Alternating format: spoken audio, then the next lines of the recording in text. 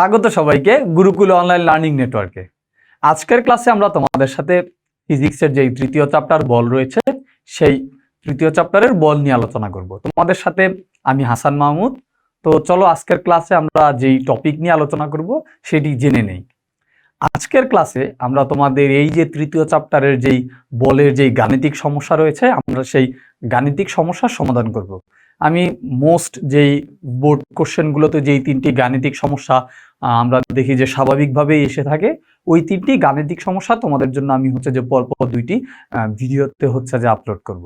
তো যে বিষয়টা যে এই গাণিতিক সমস্যা আমি দেখি যে তৃতীয় চ্যাপ্টারের বলে প্রতি বছর দেখা যাচ্ছে যে এই একটি অধ্যায় থেকে কোশ্চেন থাকেই।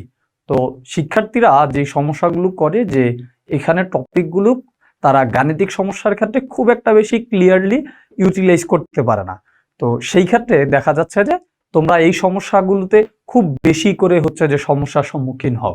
আমি চেষ্টা করব এই তিনটি গাণিতিক সমস্যার সমাধানের মাধ্যমে তোমরা যাতে এই সমস্যাগুলো থেকে ওভারকাম করতে পারো এবং গাণিতিক সমস্যাগুলো সলভ করে তোমরা যাতে যেই সৃজনশীল প্রশ্নগুলো তোমাদের পরীক্ষায় আসে সেগুলো ভালোভাবে সমাধান করতে পারো।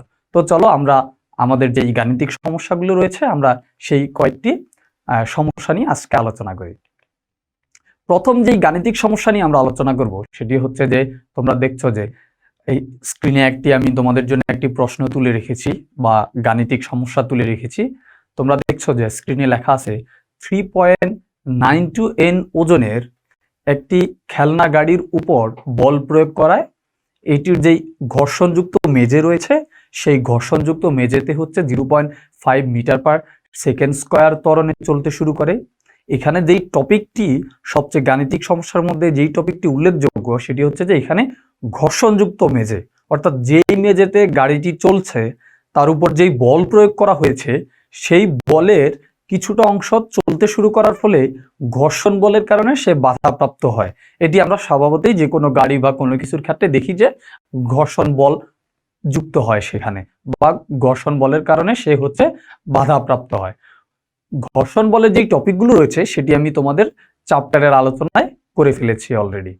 তো এখন দেখো যে এইখানে তোমাদের যেই ধরনের কোশ্চেন আসতে পারে সেখান থেকে আমি দুটি প্রশ্ন বাছাই করে নিয়েছি। সবচেয়ে মোস্ট কমন যেই প্রশ্নটা সেটি যে গাড়ির উপর প্রযুক্ত বল জানতে চায়। এই জন্য আমি ঘ নাম্বারে লিখেছি যে গাড়ির উপর প্রযুক্ত বলের মান কত। এবং ঘ নং কোশ্চেনে তোমরা দেখবা যে ঘর্ষণযুক্ত ও ঘর্ষণবিহীন অবস্থায় মেঝেতে ত্বরণের কি পরিবর্তন রয়েছে তার গাণিতিক মূল্যায়ন জানতে চাওয়া হয়। এই দুটি টপিক চলো আমরা ব্যাখ্যা করে নিই, বা তোমরা কিভাবে এই সমস্যাগুলো সমাধান করবে তা আমি তোমাদেরকে ক্লিয়ার করে দিচ্ছি। প্রথমে দেখো ঘ নং কোশ্চেনে দেখো যে দেওয়া আছে ঘর্ষণ বল, এবং এই ঘর্ষণ বলকে আমরা এফ কে দ্বারা প্রকাশ করি। এফ কে সমান 0.5 N দেওয়া আছে। এবং দেখো যে গাড়ি যে ওজন রয়েছে সেই গাড়ির ওজনকে ডাব্লিউ দ্বারা প্রকাশ করা হয়, সেই ডাব্লিউ সমান 3.92 N বা নিউটন দেওয়া আছে। তারপর তোমরা দেখছো যে গাড়ির ত্বরণকে আমরা এ দ্বারা প্রকাশ করি, বা ত্বরণ এ, ত্বরণ আছে 0.5 মিটার পার সেকেন্ড। এটি আমরা প্রশ্ন থেকে দেখে এই জায়গাতে উল্লেখ করে নেব প্রথমে। তো আমরা জানি যে অভিকর্ষণ ত্বরণ জি সমান 9.8 মিটার পার সেকেন্ড স্কয়ার। এর পরবর্তীতে আমরা যেই গণিতের যেই টপিকগুলো ছিল এখানে যে সোর্স আমাদেরকে দেওয়া ছিল আমরা এগুলো তুলে নিয়েছি। এখন যে এই সমস্যাটা কিভাবে আমরা সমাধান করব বা কিভাবে আমরা জানবো যে গাড়ির উপর প্রযুক্ত বল কত ছিল। দেখো যে গাড়ির উপর যেই প্রযুক্ত বল সেই বলকে আমরা এফ দ্বারা প্রকাশ করি, সুতরাং আমাদেরকে এফ এর মান জানতে হবে। আমরা জানি যে ডাব্লিউ সমান mg। এই ক্ষেত্রে ডাব্লিউ যে বস্তুর ওজন। আমরা সাধারণত কোনো বস্তুর ওজন বের করতে হলে ভরের সাথে আমরা যে অভিকর্ষণ ত্বরণ জানি 9.8, সেই অভিকর্ষণ ত্বরণকে গুণ করে থাকি। গুণের ফলে আমরা গাড়িটির ওজন জানতে পারি এবং গাড়ির সেই ওজনকে কনভার্ট করে আমরা সেখানে গাড়ির যে ভর রয়েছে তা বের করতে পারি। তোমরা দেখো আমি এখানে লিখেছি যে পরবর্তীতে যে এমটি রয়েছে এমটি আমি বাম পাশে নেওয়ার ফলে ডাব্লিউ তা ডান পাশে কনভার্ট হয়, এবং ডাব্লিউতে আমরা যে রেজাল্টটা পাই এখানে ডাব্লিউ বাই জি পাই। আমরা জানি যে ডাব্লিউর মান স্ক্রিনে তোমরা দেখছো যে গাড়ির ওজন দেওয়া আছে 3.92, এবং অভিকর্ষণ ত্বরণ আমরা সবাই জানি যে অভিকর্ষণ ত্বরণের মান 8। এর পরবর্তীতে দেখো এই দুটির রেজাল্ট আমরা পাই 0.4 কেজি। দেখো যে আবার আমরা আরেকটা জিনিস জানি যে গাড়িতে যেই প্রযুক্ত বল প্রয়োগ করা হয়, এখানে যেহেতু ঘর্ষণ বল রয়েছে, সুতরাং গাড়ির যে প্রযুক্ত বল সেখান থেকে ঘর্ষণ বলটা বাদ দিলে আমরা এখানে কি পাবো, এফ এর যে মান বা প্রযুক্ত বলের যে সূত্র এম সমান এম এ, এই দুইটি জিনিস আমরা পেয়ে যাব। কারণ দেখছি যে এখানে তোমরা ভালো করে বুঝো যে কেন আমি এফ সমান সমান F K minus M A লিখেছি। এর কারণ হচ্ছে যে তোমরা দেখবে যে উদ্দীপকে বলা আছে যে গাড়িতে প্রযুক্ত বল প্রভাব করার ফলে বা প্রযুক্ত বল দেওয়ার ফলে গাড়িটি ঘর্ষণযুক্ত একটি মেঝেতে চলতে শুরু করে। এখানে তোমরা লক্ষণ করে দেখো যে আমি ঘর্ষণ বলকে হচ্ছে যে এফ কে দ্বারা উল্লেখ করেছি, সুতরাং প্রযুক্ত বল জানতে হলে আমাদেরকে আগে এফ কে যে মানটি রয়েছে এটিকে বাদ দিতে হবে। ঘর্ষণ বল বাদ দেওয়ার পরে আমরা কতটুকু বল সেখানে প্রয়োগ করেছি তা আমরা জানতে পাবো। এখন দেখো যে আমরা এফ কে যখন সমান চিহ্নের ডান পাশে নিয়ে যাব তখন এটি প্লাস হয়ে যাবে। পরবর্তীতে দেখো যে এফ এর মান আমরা জানি যে এম বস্তুটির ভর একটু আগে আমরা পেয়েছি, বস্তুটির ভর হচ্ছে 0.4 এবং বস্তুটির যেই ত্বরণ রয়েছে সেই ত্বরণ হচ্ছে যে 0.5 এবং এফ কে বা ঘর্ষণ বলের মান 0.5। এখান থেকে আমরা যে রেজাল্ট পাই সেটি হচ্ছে 0.7 নিউটন। এই পরিমাণে বল ওই গাড়িটির উপর প্রযুক্ত করা হয়েছে বা এতটুকু বল গাড়ির উপর দেওয়া হয়েছে। আশা করি কিভাবে যদি কোশ্চেন আসে যে প্রযুক্ত বল বের করো, তোমরা এটি বের করতে পারবে। যদি ঘর্ষণ বলের কথা উল্লেখ না থাকে তাহলে এখানে ঘর্ষণ বলের যে কাজটি আমি করেছি এটির প্রয়োজন হবে না। তবে তোমরা জেনে রাখো যে পরীক্ষায় এই ঘর্ষণ বল সহই দেওয়া থাকে। তোমরা বোর্ড কোশ্চেনগুলো অ্যানালাইজ করলেই দেখবে যে এভাবেই অধিকাংশ কোশ্চেনগুলো এসে থাকে। আশা করি এই প্রশ্নের অ্যান্সার তোমরা বের করতে পারবে। চলো আমরা নেক্সট প্রশ্নে চলে যাই। নেক্সট প্রশ্ন ঘ। তোমরা জানো ঘতে হচ্ছে ঘর্ষণযুক্ত বল এবং হচ্ছে যে ঘর্ষণবিহীন বলের মধ্যে যে পার্থক্য বা পরিবর্তন সেটি জানতে চেয়েছে। ঘ নং প্রশ্নে দেখো যে আমরা ঘ অংশ হতে কি পাই। ঘ অংশ থেকে পাই যে গাড়ির ভর এম সমান হচ্ছে 0.4 কেজি। এটি আমরা ম্যাথ সলভ করে পেয়েছি। এবং দেখো যে গাড়ির উপর যে প্রযুক্ত বল রয়েছে সেটিও আমরা সমাধান করে পেয়েছি 0.7 নিউটন। আরো দেখো যে ঘর্ষণ বল আমরা জানি যে ঘর্ষণ বল এফ কে সমান সমান 0.5 নিউটন। ধরি যে ঘর্ষণ যুক্ত যেই প্রযুক্ত বল রয়েছে ঘর্ষণযুক্ত অবস্থায় ত্বরণ হবে এ প্রাইম বা এ ডট বলতে পারি আমরা, এবং ঘর্ষণযুক্ত অবস্থায় যেই ত্বরণ সেটি দেখবে যে উদ্দীপকে উল্লেখ করা আছে 0.5 মিটার পার সেকেন্ড স্কোয়ার। পরবর্তীতে দেখো যে ঘর্ষণবিহীন অবস্থায় তাহলে কি হবে আমাদেরকে সেটি বের করতে হবে। যেহেতু ঘর্ষণবিহীন অবস্থায় আমাদেরকে বের করতে হবে, সুতরাং আমরা লিখেছি এফ সমান সমান এম এফ প্রাইম বা এম এ ডট, যা তোমরা বলো। পরবর্তীতে দেখো যে আমরা এখানে এখন মান ক্যালকুলেশন করে দেখব। আমরা যেহেতু এখানে ত্বরণ বের করব ঘর্ষণবিহীন, সুতরাং আমরা এ কে সমান চিহ্ন ডান পাশে নিয়ে যাব এবং এই ক্ষেত্রে রেজাল্ট হয় এফ ডিভাইডেড এম বা এফ বাই এম। এখন আমরা রেজাল্ট বসিয়ে দেখি এফ এর মান 0.7 এবং এম এর মান 0.4। সুতরাং এখানে আমাদের যে রেজাল্টটা দাঁড়ায় সেই রেজাল্ট হচ্ছে 1.75 মিটার পার সেকেন্ড। আশা করি তোমরা এতটুকু পর্যন্ত বুঝতে পেরেছ। এর পরবর্তী যে কাজ হবে আমাদের সেটি হচ্ছে যে ঘর্ষণযুক্ত যে বল এবং ঘর্ষণবিহীন যেই বল সেই দুটি অবস্থায় বা ত্বরণের হচ্ছে যে আমরা পরিবর্তন এখন আলোচনা করব বা বের করে নেব। এখন দেখো যে এইখানে ঘর্ষণবিহীন অবস্থায় আমরা যেই রেজাল্ট পেয়েছি সেটি হচ্ছে যে 1.75 মাইনাস 0.5, এটি হচ্ছে ঘর্ষণযুক্ত 0.5। এই দুটিকে যখন আমরা মাইনাস করব তখন আমরা রেজাল্ট পাবো 1.25 মিটার পার সেকেন্ড স্কোয়ার। এটি হচ্ছে ঘর্ষণযুক্ত এবং ঘর্ষণবিহীন অবস্থায় যেই রেজাল্ট সেই রেজাল্টটি। তোমরা লক্ষ্য করো যে যখন গাড়িটি ঘর্ষণ বল দেওয়ার ফলে যখন গাড়িটি চলতে শুরু করে ঘর্ষণ বলের প্রভাবে তার স্পিড থাকে 0.5 মিটার পার সেকেন্ড। যখন আমরা ঘর্ষণ বল বাদ দিয়ে ফেলি তখন আমাদের সেই রেজাল্টটা দাঁড়ায় 1.25 মিটার পার সেকেন্ড স্কোয়ার। এইখানে যে জিনিসটা লক্ষণীয় যে ঘর্ষণবিহীন অবস্থায় গাড়িটির গতি বা ত্বরণ বেশি থাকবে। সুতরাং এই সমস্যাটি যদি পরীক্ষায় তোমাদেরকে দেওয়া হয় যে বের করে নিতে, তাহলে তোমরা এটি অবশ্যই বের করতে পারবে। কিভাবে বের করতে হয় আমি তোমাদেরকে নিয়মটি দেখিয়ে দিয়েছি। এভাবেই কিন্তু প্রশ্ন হয়ে থাকে এবং এই সলিউশন আশা করি তোমরা বুঝতে পেরেছ। সুতরাং এই প্রশ্নের উত্তর হচ্ছে 1.25 মিটার পার সেকেন্ড স্কোয়ার হচ্ছে তোমার বৃদ্ধি পাবে। মেঝেতে যেই ঘর্ষণ বল সেটি বাদ দেওয়ার ফলে। আশা করি তোমরা ক্লিয়ার। চলো আমরা গাণিতিক সমস্যা 2 নিয়ে আলোচনা করি। এখানে আমি তোমাদের জন্য 2টি গাণিতিক সমস্যা রেখেছি।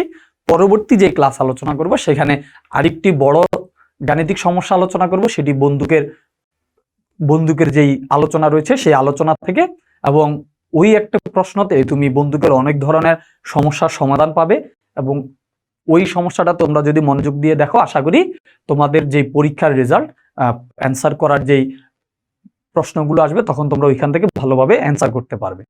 দেখো এই প্রশ্নটা তোমরা যদি দেখো যে এখানে লেখা আছে যে 950 কেজি ভর বিশিষ্ট 50 কিলোমিটার পার আওয়ার বেগে গতিশীল একটি বস্তু এবং তার বিপরীত দিক থেকে আগত 700 কেজি ভর এবং তার গতি হচ্ছে 65 কিলোমিটার পার আওয়ার, এই দুটি বস্তুর মধ্যে হচ্ছে যে সংঘর্ষে লিপ্ত হয়, এবং দেখা যাচ্ছে যে সংঘর্ষের পরে দুটি বস্তু একটি বস্তু হিসেবে চলতে শুরু করে।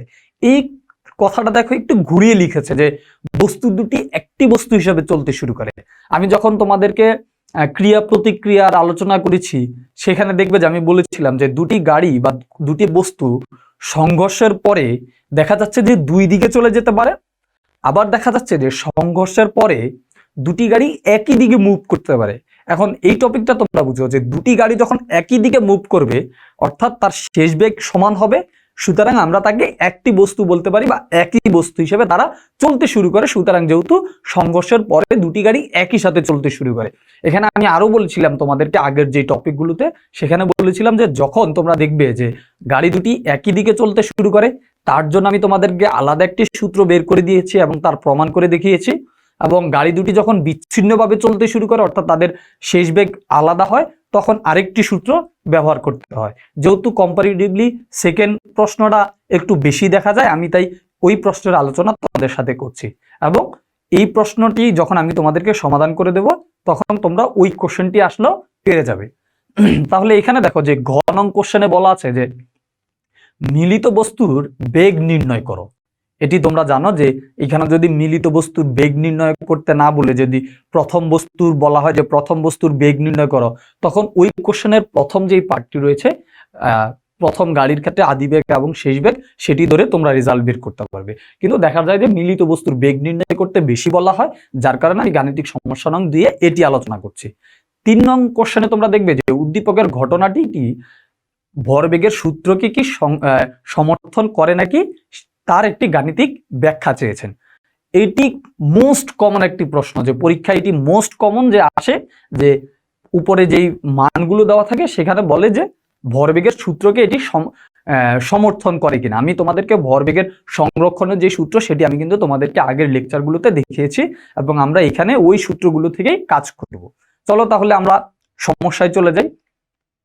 ঘ নং কোশ্চেনে যে মানগুলো দেওয়া আছে আমরা তা তুলব। যে প্রথম বস্তুর ভর দেওয়া আছে m সমান সমান 950 কেজি এবং বেগ v সমান সমান দেওয়া আছে 50 কিলোমিটার পার আওয়ার। তোমরা জানো যে আমরা বেগকে হচ্ছে যে মিটার পার সেকেন্ডে নিয়ে যাই, তো এই ক্ষেত্রে এটাকে আমরা কনভার্ট করে 13 কনভার্ট করার ফলে আমরা পেয়েছি 13.89 মিটার পার সেকেন্ড। হ্যাঁ, এরপরে দ্বিতীয় বস্তু, আমরা এখানে প্রথম বস্তু লিখেছি, এখন দ্বিতীয় বস্তুর ভর mg সমান সমান এখানে কি থাকবে 500 কেজি।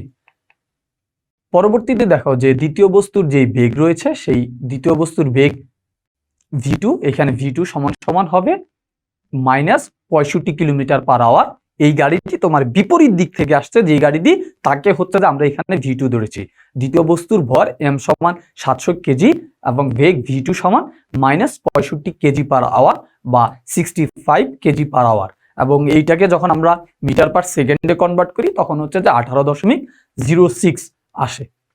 এর পরবর্তীতে দেখো যে আমাদেরকে এখন এখানে কি বের করতে হবে। আমাদেরকে বের করতে হবে বস্তু দুটির মিলিত বেগ অর্থাৎ শেষ বেগ, তারা সংঘর্ষের পরে কতটুকু শেষ বেগ প্রাপ্ত হয়েছে তা আমাদেরকে এখানে নির্ণয় করতে হবে, এবং এই ধরনের কোশ্চেন খুবই কমন। এখন দেখো যে আমি আগে তোমাদেরকে এই সূত্রটি কিভাবে এসেছে এটি আমি তোমাদেরকে দেখেছি, যে ভরবেগের সংরক্ষণশীলতার যেই নীতি সেখান থেকে হচ্ছে যে এই সূত্রটি এসেছে। এই সূত্র থেকে আমরা খুব সহজে, তোমরা দেখবে যে এটার পাশাপাশি অনেক সূত্র আরো ব্যবহার করে, এটাকে আরো অনেকভাবে ব্যবহার করা যায়, কিন্তু এই প্রসেসে ব্যবহার করাটা একটু সহজ, এবং আমি স্লাইডে তোমাদেরকে এইভাবে দেখিয়েছি যে এটা কিভাবে এসেছে। তোমরা পরীক্ষায় এভাবেই করবে, কারণ পরীক্ষার অ্যান্সার করার সময় একটু সংক্ষিপ্ত থাকে, ওই ব্যাপারটা লক্ষ্য করে তোমরা ডিরেক্ট এই সূত্রটা থেকে অ্যান্সার করতে পারবে। এখন দেখো যে এইখানে ভি সমান সমান আমরা দেখছি যে সূত্রটা হচ্ছে m1 u1 plus m2 u2 by m1 plus m2। এখন দেখো যে m1 বলতে এখানে বোঝানো হচ্ছে প্রথম বস্তু, u1 বলতে এখানে বোঝানো হচ্ছে যে প্রথম বস্তুর যে বেগ সেই বেগটি আদিবেগ, এবং m2 এর ক্ষেত্রে দেখানো যাচ্ছে যে এই ক্ষেত্রে এখানে m2 তে দ্বিতীয় বস্তুর যে ভর রয়েছে সেই ভর, এবং u2 এর ক্ষেত্রে দেখানো হচ্ছে যে দ্বিতীয় বস্তুর যে বেগ রয়েছে সেই বেগ। ডিভাইডেড যে জিনিসটা সেটি হচ্ছে যে m1, এখানে m1 হচ্ছে যে বস্তুটির ভর এবং m2 হচ্ছে যে দ্বিতীয় বস্তুটির ভর। আমাদেরকে যেহেতু শেষ বেগ বের করতে হবে, সেজন্য আমি আগে শেষ বেগটি এখানে এনে রেখেছি। তো তোমরা দেখো যে আমরা এখানে এখন যদি মানগুলো ক্যালকুলেট করি, তখন দেখবে যে প্রথম বস্তুর ভর 950 ইন্টু যেই বিটি রয়েছে, বা এইখানে দেখবে যে বস্তুটির যেই বেগ সেই আদিবেগ, এখানে ইউ, বি বলতে এখানে ইউ আদিবেগ এটি, এবং আদিবেগ হচ্ছে 13.89, এবং হচ্ছে যে এর প্লাস দ্বিতীয় বস্তুর যে ভর রয়েছে সেই ভর 700 কেজি, এবং দ্বিতীয় বস্তুর যেই বেগ রয়েছে সেটি দেখো যে মাইনাস উল্লেখ করা আছে। এটি কেন মাইনাস উল্লেখ করা আছে এটি আমি আগের ক্লাসও আলোচনা করেছি, তোমাদের জন্য আমি আবারও আলোচনা করে দিচ্ছি যে দুটি বস্তুর ভর সংঘর্ষের সময় এদের বেগ কিন্তু বিপরীতমুখী হয়, যার ফলে আমরা এখানে মাইনাস উল্লেখ করেছি দ্বিতীয় বস্তুটির ক্ষেত্রে। তোমরা চাইলে প্রথম বস্তুর ক্ষেত্রে উল্লেখ করতে পারো, এটি আমি আগেও আলোচনা করেছি। সুতরাং 700 এর সাথে গুণ হিসেবে রয়েছে মাইনাস 18.06। পরবর্তীতে দেখো নিচে আমরা দুটি গাড়ি যে ভর রয়েছে সেই দুটি গাড়ির ভরকে হচ্ছে যে যোগ হিসেবে রেখেছি। এখন দেখো যে আমরা এখানে কি রেজাল্ট পাই, আমরা এখানে রেজাল্ট পাচ্ছি ভি, বা মানে শেষ বেগ মিলিত অবস্থায়, যেহেতু দুটি গাড়ি একই দিকে যাচ্ছে সুতরাং দুটি গাড়ির শেষ বেগ একই হবে, তার জন্য প্রশ্নে মিলিত একটি বস্তু বলেছে, এবং এর রেজাল্ট হচ্ছে আমরা ক্যালকুলেট করো, তোমরা ক্যালকুলেটরে এটি প্রেস করে দেখো, পাবে ভি সমান সমান 0.3355 মিটার পার সেকেন্ড। এটি হচ্ছে যে এই প্রশ্নের অ্যান্সার। এবং তোমরা এখন লক্ষ্য করো যে এইটাকে আমরা যে 0.113355 মিটার পার সেকেন্ড রয়েছে, এটিকে আমরা আবার নিচে দেখো যে এটি আমরা যেহেতু আমাদের উদ্দীপকে কিলোমিটার পার আওয়ারে রয়েছে, আমরা তাই এটাকে আবার কনভার্ট করে কিলোমিটার পার আওয়ারে দিয়েছি। এটি তোমাদেরকে অবশ্যই লক্ষ্য রাখতে হবে যে প্রশ্নে আমাদেরকে কি যে মানগুলো দিয়েছে সেটি কি কিলোমিটার পার আওয়ারে দেওয়া হয়েছে নাকি মিটার পার সেকেন্ডে দেওয়া হয়েছে। যদি কিলোমিটার পার আওয়ারে দেওয়া থাকে তাহলে আমাদেরকে এটি কনভার্ট করে মিটার পার সেকেন্ডে কাজ করে আবার কনভার্ট করে কিন্তু আমাদেরকে সেই কিলোমিটার পার আওয়ারেই অ্যান্সারটি দিতে হবে। সুতরাং আমাদের এই প্রশ্নের যে উত্তর সেটি হচ্ছে যে ভি শেষ বেগ 1.21 কিলোমিটার পার আওয়ার, দুটি বস্তুর মিলিত বেগ। এটি আমাদের এই প্রশ্নের অ্যান্সার। চলো আমরা তাহলে দ্বিতীয় প্রশ্নটি আলোচনা করি। যে তৃতীয় প্রশ্নটিতে আমাদেরকে বলেছে যে উদ্দীপকে যে মানগুলো আছে সেগুলো কি ভরবেগের সংরক্ষণে সেই সূত্রটিকে সমর্থন করে নাকি।